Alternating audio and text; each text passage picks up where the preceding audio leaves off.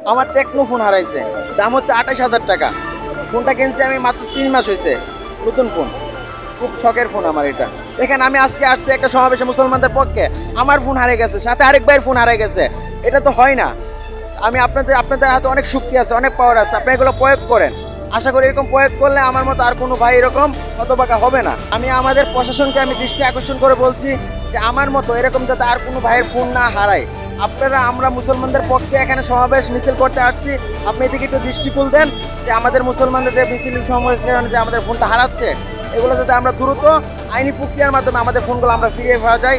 আমরা প্রশাসনের কাছে আস্থা বিশ্বাস আছে, আমরা ওনাদের কাছে যাবো, যা খুব সহজে, অতি সহজে আমাদের ফোনগুলো আমরা ফিরে পাই। আমি এখন গিয়ে আমি থানা থেকে চিঠি করব যাতে আমার ফোনটা পাওয়ার জন্য আমি অপরণ চেষ্টা করব।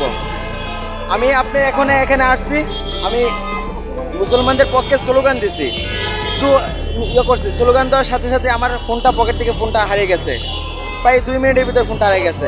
আজকে মিছিলের উদ্দেশ্য হচ্ছে ভারতে যেরকম আমাদের মুসলমানদের উপরে অত্যাচার নিপীড়ন মোদী সরকার চালাচ্ছে তা বন্ধ করুক, অতি তাড়াতাড়ি বন্ধ করুক। আমাদের মুসলমানদের দাবি হচ্ছে এটাই। আর আমাদের প্রধান উপদেষ্টা প্রফেসর ডক্টর ইউনূসের কাছে আমাদের আবেদন, আপনার যেহেতু রাষ্ট্র, আপনার গোটা রাষ্ট্রের কাছে যেহেতু আপনি পরিচিত, আমাদের ধারণা বিশ্বাস যে আপনি এটা চেষ্টা করলে রাষ্ট্রীয়ভাবে আপনি মুসলমানদের অত্যাচার নিপীড়ন এগুলো আপনি বন্ধ করা সম্ভব।